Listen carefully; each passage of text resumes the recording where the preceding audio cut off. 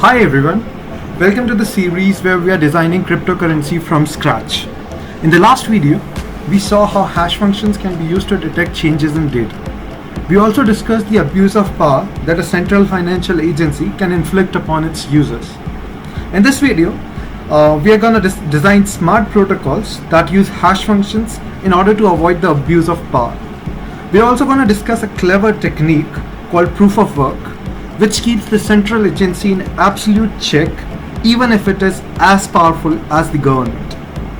There will be absolutely no way to fool our protocol. So let's get started.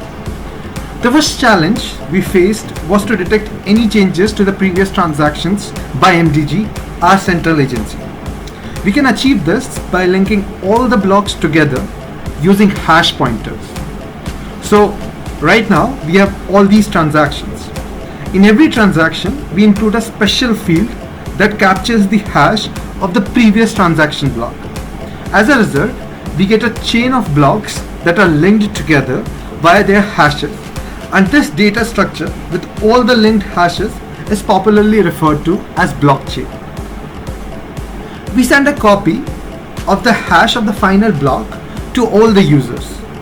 Now, if the central agency makes a change to the first block, the hash stored in the second block gets violated, and it will have to recalculate the hash of the first block and update it in the second block, which in turn would change the second block. This will lead to a recalculation of the hash of the second block, and this series of changes would get propagated to the hash of the final block.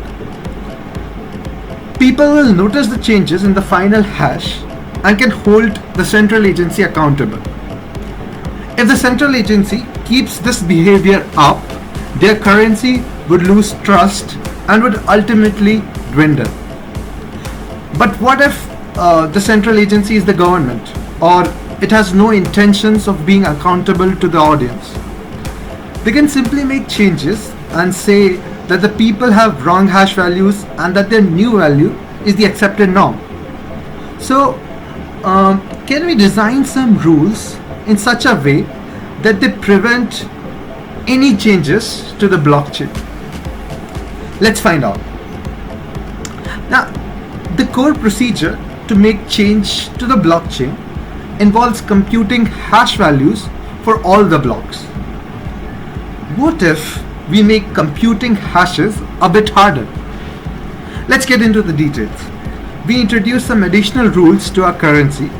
We say that when you calculate the hash of a particular block, not all hash values will be accepted by the system.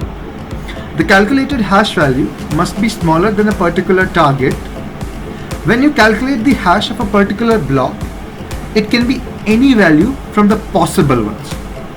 We ask MDG to find a random number called nonce, which when added to the transaction block will make the hash value smaller than the specified target.